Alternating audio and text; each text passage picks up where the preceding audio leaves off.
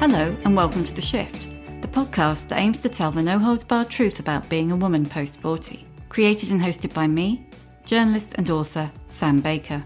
This week is a bit of a how to cope when your life spirals out of control and goes tits up special. My guest, journalist Rosie Green, is an unwilling expert on midlife chaos. She was 44, there's that age again, when her contented, settled, literally roses round the door family life was pulled out from under her when her husband and partner of 26 years told her he didn't love her anymore. I just Googled all these women like Jennifer Garner and I was like, okay, let's look at this. Ben Affleck, Jennifer Garner. She's obviously a decent person with her head screwed on. He's obviously gone a bit mental. And, you know, if you see that from the outside, it just helped me get some perspective. That's such a Rosie solution. 3 years on, Rosie has flipped the pain of that heartbreak around, rebuilding her life and her career. One of the results is her new book, How to Heal a Broken Heart. Listen on as Rosie bares her soul and explains how she got back in the saddle, domestically, professionally, and sexually. How are you? I'm good. How are you? I'm good. I mean, I'm a bit busy. Homeschooling. I've literally just gone round and shouted at everyone, no one's allowed to talk. Make sure the dog goes out. It's weird busy, isn't it? And like a sort of, it's not the same kind of thing, but it's like just trying to kind of maintain that sort of professionalism. Well, you know, your book is obviously about relationships and recovering from being shat on from a great height by a bastard. But it's actually is really useful for any sort of broken heart, actually. It is. Any broken heart, any, you know, grief, like people dying, career-wise, people who, you know, people have talked to me about sort of not being able to have children and sort of dealing with the grief of that. And I think anything that, you know, your life kind of not panning out the way you thought it was going to pan out, basically. Before we talk about how you pulled it all back together and, you know, what that's like and, you know, Rosie 2.0 and all of that, we kind of do need to talk about the horrible collapse. You did have like the roses round the door family life. I mean, when I heard that you and, are we using his name or not? I mean, we could call him Alpha Male because ultimately we coined that together, didn't we? That's true. And you had moved to the country and you'd been together since you were 18. And I mean, when I heard that you guys had split up, I was like, no, because if they've split up, that's it. That's like, I'm trying to think of a character. Well, I felt the same way as I felt when Helena Bonham Carter and Tim Burton split up. I felt a bit cheated.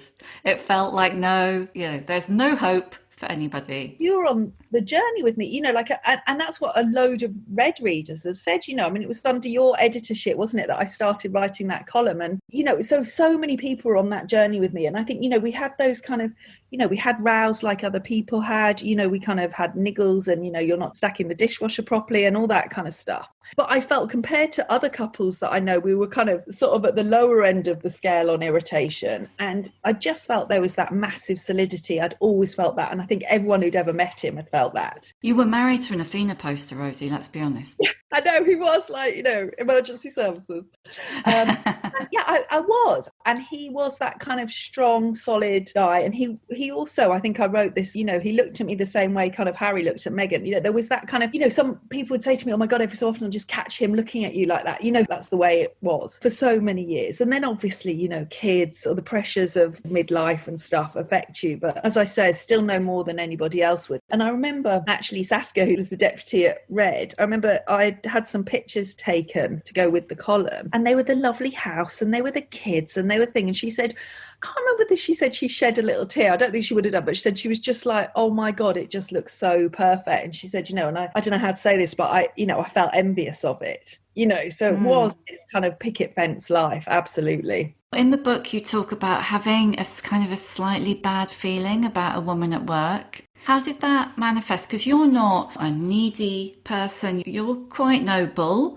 So the idea of you thinking, I've got a bad feeling about that woman at work, how did that? Well, you know, it's so nice that you say that because I shouldn't use the word nice, I know, journalistic training, but in a way, and we'll come to this later, you know, that sort of feeling, which was so unusual to me, like I'd never felt that, you know, like maybe when we were like 18, 19, you know, there'd be someone that had fancied him or whatever, but I never felt that paranoia. I never felt that, you know, I didn't have that kind of neediness, as you say. But actually, he would then say to me things like, you know, you've been really controlling, or you've been really, you know, and then that would mess with my head. So even now, 2 years on, you saying, you weren't needy kind of feeds into me thinking, okay, I wasn't needy, so it kind of messed with my head that much. Anyway, back to your question. So effectively, he was always the kind of guy that had guy friends at work, but in the same way that I think lots of us, he relied on me to organize our social life. He was very, very straight. So if there was ever any interaction with any women, it was very straight. I never felt any cause for concern. I think when you're married, you have totally open communications, right? And so I'd never thought about this having a WhatsApp that popped up and just said WhatsApp. It popped up with the message, So just one day I was walking past and I just saw this message from this woman, and it just felt like it overstepped some boundaries. And I was like,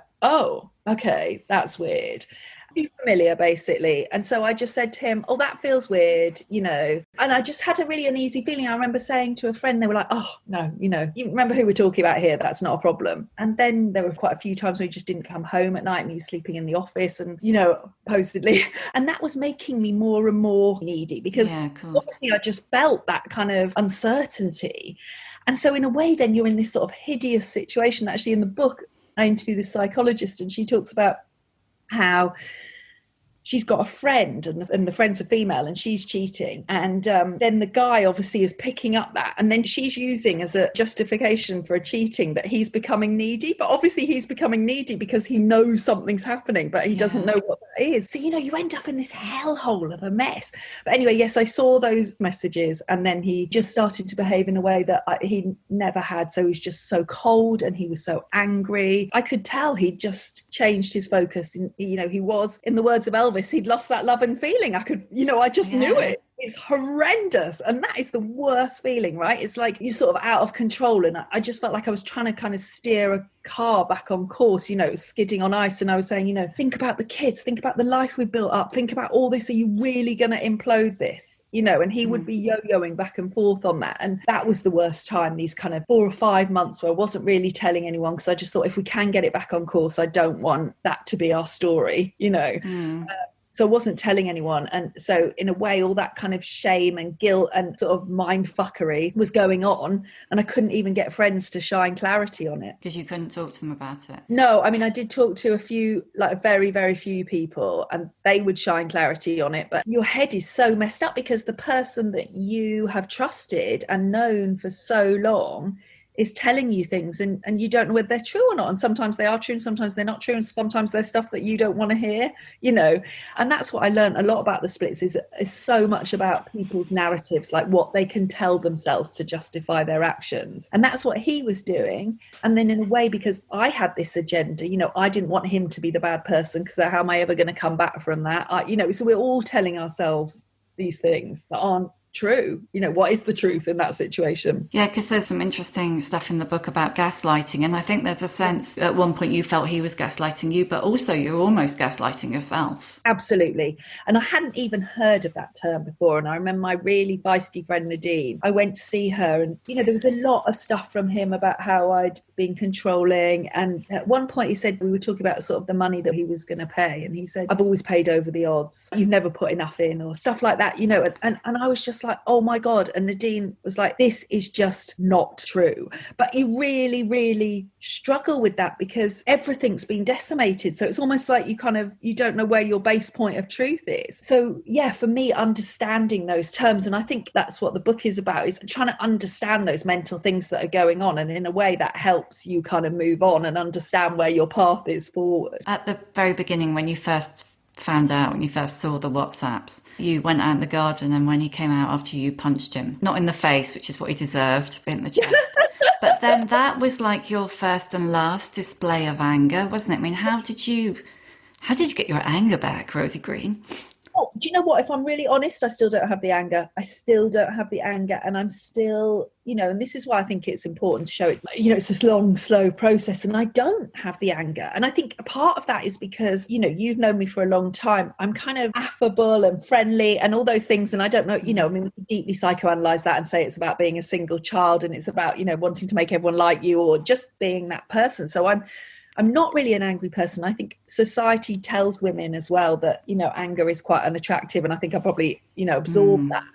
And so the weird thing is I don't have the anger. I still don't have it. I have all the other stuff. I have the sadness. I have the disappointment. I have all of that, but I've never felt the fire of that anger. And I'm actually really gutted that I don't, because again, you know, experts that I talked about how it's very cleansing, and also how in lots of situations it's a right and proportionate reaction to what has happened. And then it's about what you do with that anger and how you use it to go forward. Yeah. Let's talk about you and the aftermath of, you know, the relationship collapsing and then your recovery, because that's what matters, really. It's like how you took this shit thing that happened to you at 44, and I'm really starting to think there's a thing about 44. Lots of things happen to people at 44. I think it's worth just talking about the sort of physiological effects of it. I mean, that moment of sort of, you know, thinking something's going wrong, you know, sort of thinking, shit, this is really serious, and then that moment, and then his sort of subsequent behaviour. I mean, the body's reaction to that. I mean, I was shaking, you know, physically shaking all the time. And then that transcended as well, I think, that anxiety to like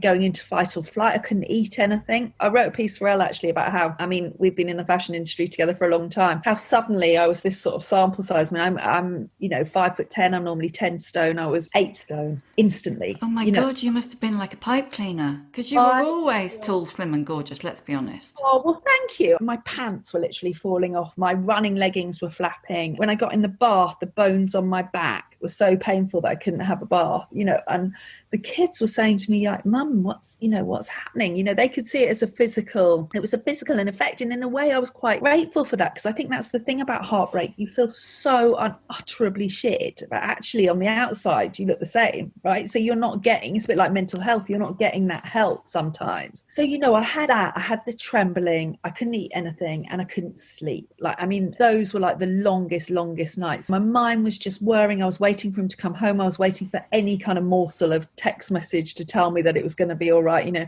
Then I was dissecting it and sending it to like 3 people. You can imagine the hideousness of that. So those 4 months, I was mentally at my rock bottom, and physically I was so sort of weak as well. And I was obviously kind of still trying to keep it going for the kids, and, you know, breakfast, lunch, tea, you know, football club, brownies, all that kind of stuff. And so I think in terms of the turning point, one of the biggest turning points was going to the doctor and saying, look, you know, I need some more sleeping pills, and her saying, you know, you need antidepressant. I was really scared about taking that, because I thought, you know, well, from what I knew about depression, I thought, well, you know, I wasn't before, so now I am. Like, is that, you know, I thought it was all about brain chemistry and all that kind of stuff, but actually I think a trauma, which I think, you know, let's be honest, it was a trauma that I just needed that. She said, you know, I just think you need it to get your kind of your body under control, your sleep under control, and then you can get a degree of clarity. So actually that took about a month to get in, a month to kick in. So that was really valuable in my recovery. I think once he decided to go, and, you know, something kind of clicked in my brain, and from that moment on, from the moment that he left, I was like, okay, because, you know, before that, as I say, I was unrecognizable to the person you thought I'd be. You know, I'd be begging him, I'd be saying, please don't do this, you know, please don't tell the kids, you know, because once that's happened, it's happened. You know, that rosy childhood has gone from that moment, you know.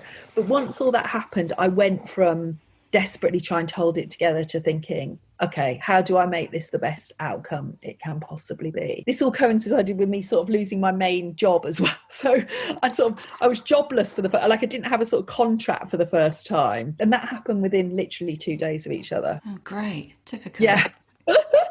You know, I think that one of the biggest steps to recovery was I went to see Sarah, who's the now editor of Red, and I just told her everything. And I think, you know, you can kind of try and dress stuff up, but I think women have an affinity with other women, and they will try to help them if they can. So I said all of this, you know, and I moved magazines and blah, and she just said, look, do you think you want to write about it? And I was like, yeah, I do, because all these people had grown up. Yeah, they all knew the story, didn't they? Yeah, absolutely. And actually people have said to me, you know, a lot of them were reading it online, but they said for the first time in like 5 years, they'd gone out and bought a physical magazine. They were just like, I just need to read this in print, you know. And for me, that changed everything, because I got so many letters from people saying, emails and messages saying, I've been through that, I'm out the other side, it's hideous, you will be okay. I got so many messages from people saying, I'm in it, thank you for not sugarcoating it, because I think that is the big thing about anything like redundancy or your life not panning out the way you want it to be, or, you know, being rejected and dumped, is that your ego wants you to sugarcoat it. It wants you to make it more palatable to everyone else. Oh yeah, we just grew apart. You know, it means that you don't have to face that rejection. And so I think people were just really grateful for that there was someone out there, and as you said, someone who seemingly led this kind of glamorous, lovely life, you know. And the lady over the road was really lovely, and she was like, Jesus Christ, like, if your husband's left you, what chance have I got? Do you know what I mean? It was really sweet. And I was like, well, you know, I'm hardly a supermodel and a, you know, a Mal Clooney, but I think, you know, you look to other people when you're feeling that shit. Like, I just Googled all these women like Jennifer Garner, and I was like, okay, let's look at this. Ben Affleck, Jennifer Garner, she's obviously a decent person with her head screwed on. He's obviously gone a bit mental. And, you know, if you see that from the outside, it just help me get some perspective. That's such a rosy solution, isn't it? Yeah, exactly.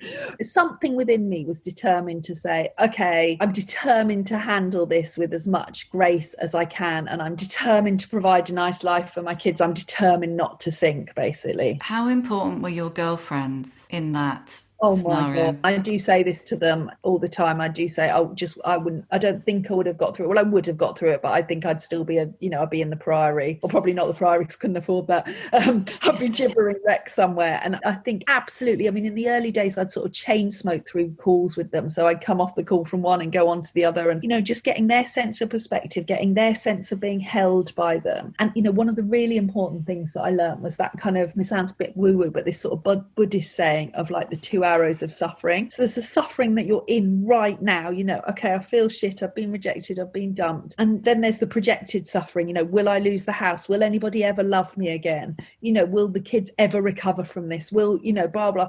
So what I tried to do was keep those projections at bay, because they're not happening. And right now I'm sitting in my bed, I'm comfortable, I'm warm, I'm fed, you know. I think that to me was really important, learning those mental tactics. You're still in the family home, yeah? Yes, exactly. And hopefully we'll stay here. But I think, you know, what was interesting is in the early days, that was an absolute obsession, because I felt we all needed that as security. And hopefully we will stay. But if we don't, I've realised it's not the end of the world. You know, we'll still be somewhere with a roof over our head. We'll still be somewhere warm and dry, and there'll be enough money to go to the supermarket. And I think, you know, ultimately you became much more able to deal with those challenges, I think. There was stuff that was so painful the first time, like, you know, the first Christmas sending out the cards with just me and the kids on, you know.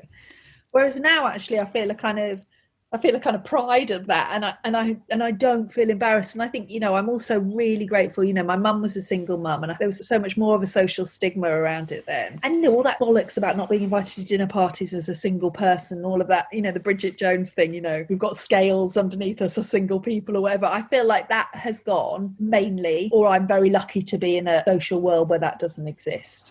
I've got a lot of questions about that in a minute. As you can imagine, lots of questions about being back out there. Do you think you were grieving the loss of this idea of your life and your relationship and Rosie and the person who will remain nameless and the whole thing, rather than the loss of him? I think it wasn't the loss of him. I think the whole thing, in a way, it wasn't about the appearances to the outside world of it. It was about that certainty of the future. You know, this is how it's going to pan out, basically. And also, I think that feeling that somebody's got your back, that feeling that someone cares for you, that feeling that you're a team. And actually, even now, all those things, like, you know, you sort of just think, oh, if I go and buy that car, and then if I drive down the road and the engine falls out, you know, that's what you always think, don't you, if you buy that car, then it's on me. Yeah. I feel that sort of sense of it's on me. But then also I've realised, you know, I feel very lucky, but I've got an incredibly strong, supportive family. You know, not a sort of 2.4, you know, my mum and dad split up. It's not a usual family, but I feel very lucky to be held by that. And in a way, that was part of why I wanted to write the book, was that I know I'm very lucky. I know that I'm sort of financially, I mean, not, you know, hardly rich, but I know that I'm okay. And I know I've got a good network, and I know I've got access to experts. So I sort of feel there are people that don't have that, and they don't have the confidence that I have, because although he shattered my confidence in so many ways, I have a general base point of confidence in who I am. One of the things from outside that's really noticeable is, before, you were a really successful beauty journalist, really popular, and you had your Rosie column, and you didn't really write beyond that. You're a mum, you had 2 kids. And it's really striking from outside how you've like completely taken your career and gone... That's the sound of a rocket going. I always forget that nobody's be able to see this, so I have to make the sound effects really good. So tell me how you took that work thing and turned it around, because you've got the book, you've launched a website, and you're bloody everywhere. You know that you just have an affinity with something. And I just always, I mean, I did my A levels and I did quite well at A level in English, but, you know, I wasn't like, everyone was like, okay, this person's going to go off and, you know, write War and Peace or whatever. But I always knew that my writing could touch people and could talk to people. And so when I was like 18, I remember a friend of mine, you know, I was at university, and she said, oh, you know, enter this Vogue writing competition, which I did. And I managed to win it somehow. I only think I managed to win it because they never met me. I think if they had met me, I would never have won it. Why not? You know, I was this slightly gauche kind of brummy girl, you know. I don't think, you know, I mean, I remember going for an interview at Vogue because I think they had to interview me because I won the thing. And, you know, I got asked what my dad did, what my mum, what my mum probably not did, but who they were, you know. And so I think I probably wasn't connected enough. I think, you know, further down my career, I could have worked there, you know, but initially I was probably not the right fit. But I think, you know, my writing spoke to them. And then I think what happened is I loved beauty and I love writing about beauty. But as you say, what happened is it became more and more sort of sanitized what I was doing because I was so stretched with young kids. And I think, you know, if I do look back on what actually probably were the pressures that meant that the marriage imploded, I think, you know, there's no doubt kids throw a massive pressure into that because who's taking the brunt, you know, the majority of the childcare, you know, all that kind of stuff. But it meant that I very much was fitting in my writing around them. And I felt a real loss of identity because, you know, you were saying, oh, you had a really successful career. And I did, you know, I kind of went from that Vogue thing and I went to Elle, and, you know, I was really young to get the position that I got at Elle. And I, you know, I was firing on all cylinders doing that, less about the writing, quite a lot about the styling. But then as soon as I'd had kids, I felt that it was a sort of a massive compromise in my writing, basically, because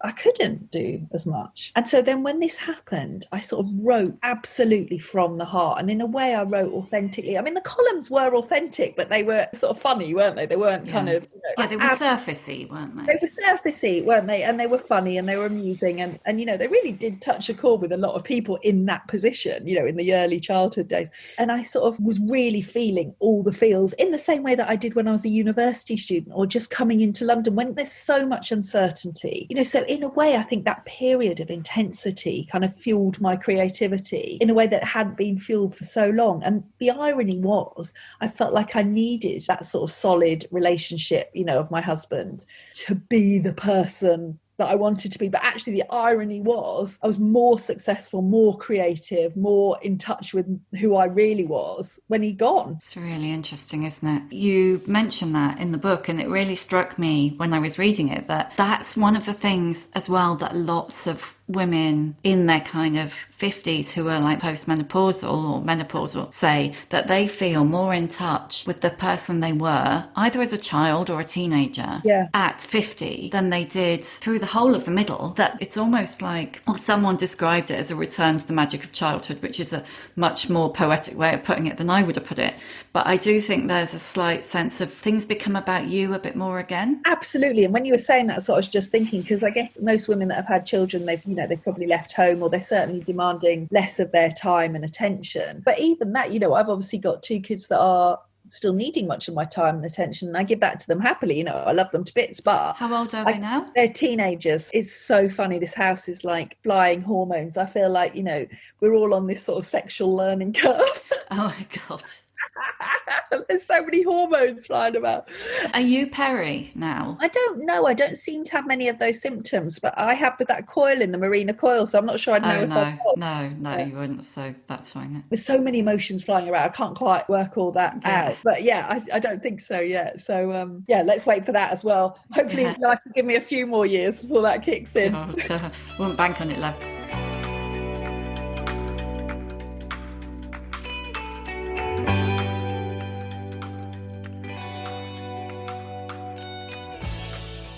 So since you mentioned your sexual learning curves, I think it's the thing that everybody says. And it's certainly, I know it's the thing I think. And when, you know, my friends have split up with their partners or whatever, it's like, oh my God, Yeah. being back out there. Yeah. How What was are they that? saying, in a positive way or in a negative way, No, or both? terrifying. In the first instance, terrifying. But, this was something that really, really interested me when I was writing The Shift, was that the women who had split up with their partners, because a really huge number of people wanted to, Yeah. really like a large majority, but the women who had split up with their partners or long-term partners or subsequent partners, they were quite happy sexually, Yeah. either not bothering at all or having occasional partners or having a new partner, but they all said that first time was like fucking terrifying. Well, I think everybody has a different story. And I have to say, me and my ex had a very kind of solid, decent, regular sex life, and in satisfying and, all those things. And I mean, I think like anything, it becomes more routine, doesn't it? So there's a kind of, but effectively, I feel like, when you have those girls' conversation about how often you do it and blah, blah, I was definitely in the sort of top percentile of those things, right? But I guess what happened was my main fear when it went wrong, and I think this is because I'm quite a sort of an affectionate person who really likes, I like to be in a relationship. I like to love. I like to be loved. My main fear was that nobody was ever going to love me again. I just really felt like, am I totally unlovable? Is this ever going to happen? Will I just be, mauled by Alsatians to death by the time I'm like 70 in my old flat, And I remember actually going on a divorce retreat and writing a list of my fears, and that was like number one. And so I guess, for about 3 or 4 months, that was a fear, but I didn't really think about it. And then I wrote a piece for the Telegraph, which was about, I can't remember, tweakments or something. And after that, because lots of guys read the Telegraph, don't they? I had like this sort Yeah, of, but they're normally like 80, Rosie. well, this one wasn't. This was a sort of young 30-something photographer who sort of slid into my DMs and said, can I take you out for dinner? And I was like, oh my God, and I'd had like random kind of messages, but they'd always been from incredibly inappropriate people. And I thought, oh, maybe you can. And I sort of, I'm very against kind of mass Google stalking, but I thought I better just check out he's not a total, nutter. And he wasn't. And he said, oh, well, let's meet at Lena Stores in Soho. I thought, bloody hell, like my Oh ex God, was hipster.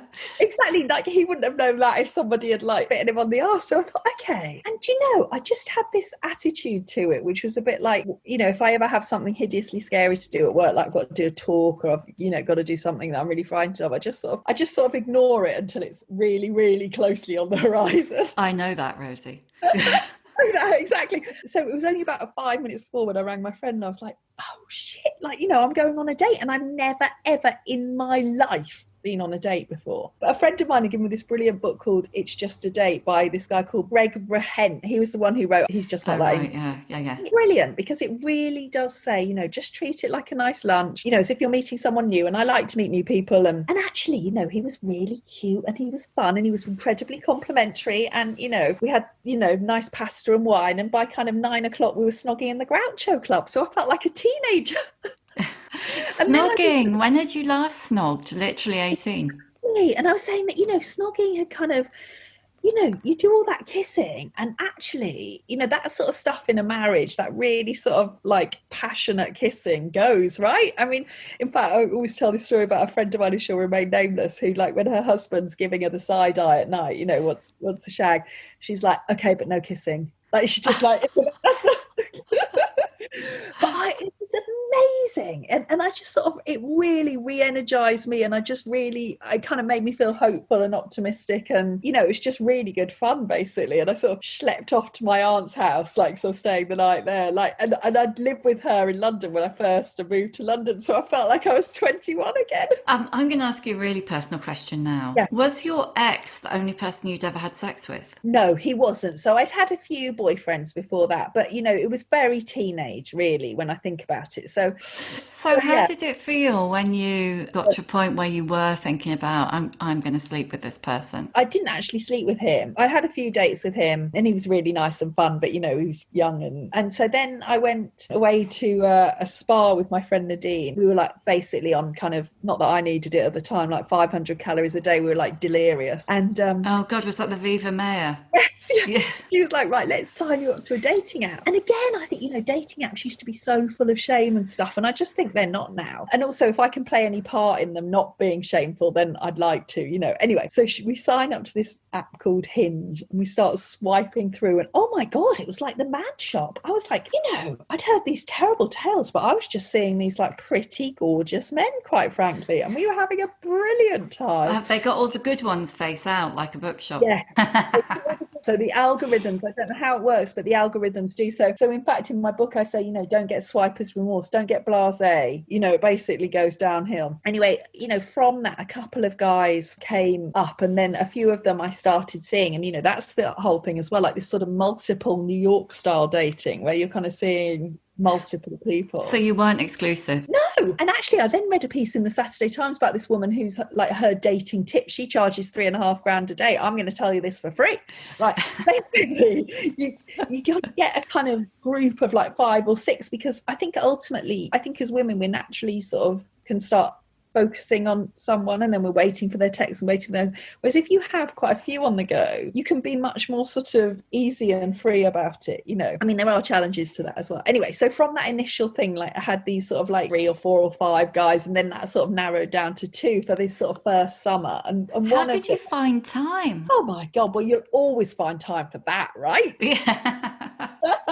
And the sexy messages and stuff, it was brilliant. There was some stuff that felt a bit kind of icky, or you're sort of trying to draw the line and stuff. You're trying to work out what people's intentions are, and so one of those guys I saw quite a lot, and we had really good fun. And so he was the guy that I ended up like repopping my cherry with. I think quite a lot of people have like body anxiety, and they have anxiety about whether they're going to perform well and all those things, and I guess I had a few of those worries. But what my real worry was that if I had sex with them, I was going to like suddenly have like those hearts come out of my head and like fall in love with this person. And like Meg Ryan in When Harry Met Sally. Is that what happens when she shags him? Yeah, more or less. There's that scene where she's lying there afterwards, and she's all like big, like smiley, lovey, like, and he's lying there like stone cold going, what the fuck have I done?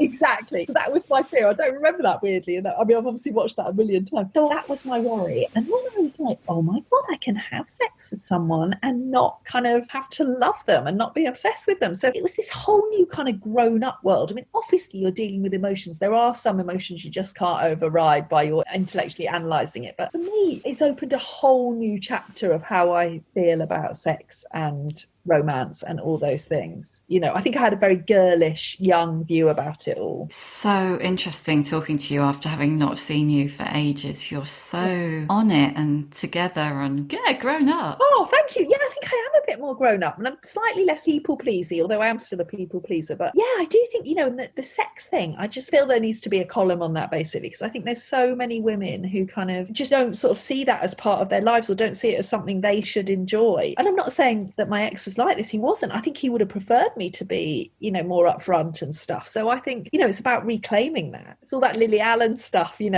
I think, she's launched so many vibrators or something, hasn't she? She's like, why? Men talk about wanking all the time. Like, why don't women talk about these things? I interviewed this amazing woman called the Sex Doctor. I get her like Instagram things, which is slightly embarrassing when I'm sitting there with the kids, but actually, the kids and I, the sex chat is just hilarious now, the sort of stuff they're asking me. That's so funny to all be out there at the same time, roughly. Exactly. They're still a bit young, but I did hear this brilliant thing of this friend of mine who's got older teenage children. I think he was like 16 or 17. He was like, this pandemic, you think it's bad for you. I would have lost my virginity by now. It's totally true. I'm sure he would have done. Yeah. Oh my God. How are you coping with that? Are you still dating? Just doing it online or? Boyfriend. I'm exclusive. Yeah, it's almost 6 months now. And how is it? Is it weird being kind of in a kind of a more settled thing with someone else? It's just really nice, actually. It's really nice. But it's more grown up. I think, most people you meet at our age have been through a sort of split themselves. So they're carrying that baggage. But I think, the guys that I'm interested in are the ones that have really kind of looked at themselves and looked at why it happened and are much more self-aware. So, say there's an issue or there's something that is potentially inflammatory, you kind of find yourself talking about it in a really interesting, why is that why is that triggering you in that situation? And therefore, like, well, actually, you know, what you're worried about isn't going to happen. So you have these much more grown-up conversations. Is that because you've had therapy, do you think? I think it's because I've had a bit of therapy. They've mainly had a bit of therapy. So I think there is that. But I also think, you know, the end of a relationship does force you to look at yourself and look at the way you act. You know, all those things that are really simple, like love languages. Do you know about them? No. So basically, there are 5 love languages, and it's like how you show affection to your partner. Now, so you might do a service. You might make him a cup of tea. You might tell him you love him. You might hug him. There are more. I can't remember what they are. But actually, if that's not their love language, they don't feel it in the same way. So, you know, like, I think what my ex would do was, like, I don't know, he'd like do the hedge. And I think, I just want a hug. You know, I don't want you to do the hedge or whatever. And the same thing, he probably wanted me to, you know, do the dishwasher. So I think, you know, all that stuff makes you so much more, you know, understanding of what goes into a good relationship.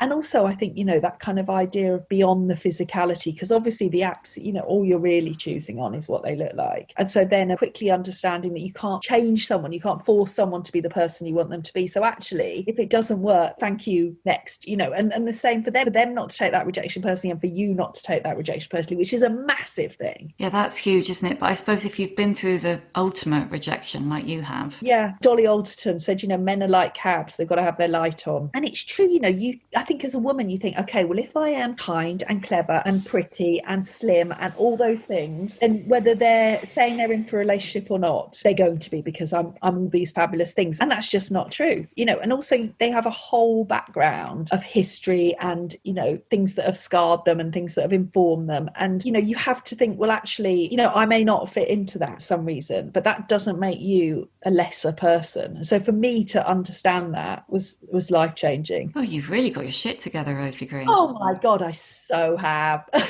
Obviously, I'll be like losing it downstairs in a minute with the kids. Like, who's taking all the Wi-Fi? Well, we're I don't tempt fate, but we're okay so far. Have you got your light on? Have I got my light on? I have got my light on, but it took me a while to realise, because so long was all about them. Like, what did they want? What was he thinking about me? What did he want in a woman? Not my boyfriend at the time, but just any guy, you know, really. So for me, I had to really think about what I needed and what I could manage. And I think because I'm a sort of romantic, I think, well, exactly as you say, how do you have time for like the online dating or the dating? And I'd have to be quite clear on what my boundaries were and what I can manage. And actually, currently, I have a career, I have 2 kids, you know, however much I love somebody, I can only give so much, I only have so much time. So absolutely, I've got my light on, but I've got my light on with the knowledge of what I can manage and what I'd like, you know, what the qualities are I'd like in someone. Because you are a beauty journalist as well as everything else, fling a bit of advice the listeners' way about, I don't know, skin, hair for 40, 50 something women. Okay, so part of my recovery was wanting to feel good about myself. Skincare is really quite simple if you narrow it down. It's a good SPF every day. I think you need a good antioxidant serum in the morning. I like the SkinCeuticals vitamin C ferulic, but Medik8 do a cheaper one. Then I think you do need a really good cleanser. You know, I've kind of weaned myself off moisturizers a bit because I don't really need one. But then I think, you know, retinols are the thing that really, really do kind of kickstart collagen and will make a difference. I mean, they're just a wonder thing. Retinol works on blemishes, pigmentation and wrinkles. So, I mean, that's a no-brainer, right? So, yeah, those are my things. But what I really do, because I have rosacea and I don't like to pile too much on my face, is I actually use a very simple skincare regime and then I top it up with treatments. And again, I feel like that's something, you know, we need to talk about. So I will get a bit of Botox, but I'll get small amounts. Instead of every sort of 9 months, I'll go for small amounts every kind of 6 months. You need to go to someone you really, really trust. I mean, what I realised about fillers is it's not about kind of plumping the face per se, although that is useful. It's more about providing the scaffolding. So if you do it cleverly along the cheekbones, it will lift the saggy jaw. And actually, you know, as you get older, things happen, like you get indentations at your temples, and just a tiny bit in there makes a massive difference. Yeah, I know, you're like, oh, really? If you feel uncomfortable with fillers, there's a new thing called Profilo. It's not that new, a couple of years old. And Profilo is a sort of very, very thin filler. So instead of it changing the planes of your face, it actually is just an all over sort of like hyaluronic acid injection. So it kind of just plumps, but it also, so it plumps short term, but it also works long term to kind of boost the collagen. And it doesn't make you look like an alien. Well, you don't look like an alien. It so shocks me about the kind of celebrities and things who do that. I'm like, who are you going to? Because ultimately it's about knowing where the limits are in that stuff and sort of putting a stop on it. I mean, what does happen is sometimes when I first had the Botox, I look at myself and I'm a bit frozen. So you've got that sort of first couple of weeks adjustment to it. I remember the first time that you had Botox, and I remember you saying that your ex hadn't noticed. Yeah, so many people said to me, which is exactly what you want. Have you been away? Have you been to a spa? Blah, blah. But then I went and had it again somewhere else. And this was like 10 years ago. And I looked like the Joker. I looked like I had kind of just terrible. I think, it's still hard when people really put me on the spot and sort of say justify it. And, there are a gazillion reasons why not, but and a gazillion reasons why too. But ultimately for me, they work, and we can sell face creams till we're blue in the face, and they do work for some stuff, but for bang for your buck, this stuff's amazing. I know there will be some people listening who will go, we shouldn't be forced to feel like X or look like Y, but I do think each to their own. I mean, I haven't had any treatments, but that's mainly because I'm scared, to be honest. I mean, I'm worried about letting the sisterhood down too, but I am scared for this, because you were talking about the saggy jaw thing. My brain went, that's the only thing that I don't like. I don't care about crow's feet or the forehead lines or any of that, but the saggy jaw, you almost had me at saggy jaw. The filler will pin that back, but there are quite a lot of really good stuff for saggy jaws that they just weren't before. Like, I've had quite a lot of L therapy. It's sort of light therapy, and it basically sends kind of thermal energy to the sort of base layers of your skin and causes like micro injury. And then what happens is your skin regenerates and it kind of creates new fresh collagen, which sort of tightens it all up. It's expensive, that's the trouble. It all is, that's the trouble, isn't it? And then but even in the morning, just a bit of facial massage will help that, because there'll be sort of sluggishness along here as well. There'll be build up of kind of fluid, so just doing that with your cleanser in the morning will help. No, I'm not scared of needles. I'm scared of looking like a freak. Oh, well, I've got a list of people that won't make you do that. Yeah, I worry about letting the sisterhood down, but some people like to have their hair cut, some people like to have braces on their teeth, some people like not bother. It's up to them. But if people ask me what I do, then I like to be honest about it. I'm going to ask you the questions I always ask at the end now. What's your emotional age? Well, I think my emotional age is a bit younger than I am, because everyone always say that, because I think I do have that optimism of youth. I do think things are going to pan out. I don't have the cynicism that some people develop. How old then? Like 32. You look really uncomfortable. It's so funny, this question, because some people answer it really, really easily, and other people are just like, oh, I can't do that. Okay, give me a book recommendation. Can be anything, but a book you'd push on a friend. I have to say, I really was fascinated by this book on rest by Alex something or other. I'll have to Google it. There's real value in rest, and that is also when you get some of your most amazing thoughts and all that kind of stuff, isn't there? So I would recommend his book. Is it Rest by Alex Sujong Kim Pang? That's it, yeah. Cool. And actually, I should say at this point, there are loads of really great book recommendations in your book. Oh yeah, there are. Really good ones. And actually, I found those ones written by that guy, Greg Brahent, and his wife, even though they're very American. There's one called A Breakup Because It's Broken. And when you're sort of hanging on to the idea of your ex, this is brutal. It's brilliant. It's like he's over you, and actually you need to move on. You need to make you the center of the stage, and so actually those were really helpful. Are you the center of the Rosie Green stage now? No, my dog is. She's a cabochon. Of course she is. You can't just have a mongrel. No, exactly. And she's really fluffy and she's really sweet. What advice would you give younger women? I would say, please take a step back. Feel that it's okay not to make everyone like you all the time. That is an obstacle to fulfillment. I would say don't waste too much time thinking about your calorie count every day. You're never going to get that back. I remember you and I would always say that. We knew the calorie count of everything in Pret. I know, it's terrible, isn't it? I still know the calorie count of everything. I just try not to pay quite so much attention to it. I just wish there'd been a lot less time that I'd wasted on that. Look after your body and look after your brain, because ultimately that is what is going to make you feel happy and fulfilled. I mean, I kind of dabbled in recreational drugs, like I'm sure quite a lot of us did, but actually I can see the fallout now of people that absolutely caned it really hard. The kind of anxiety levels so I would say, limit the recreational drugs, try not to think about your calorie count every day, and stop trying to please everyone. Excellent advice for anybody of any age, actually. Yeah, exactly. Who's your old bird role model? Ooh. Well, I'm not sure she's my total role model, but the kids and I watched the Miriam Margolyes. That thing where she goes around thinking, I just love the way she doesn't give a fuck. I love that.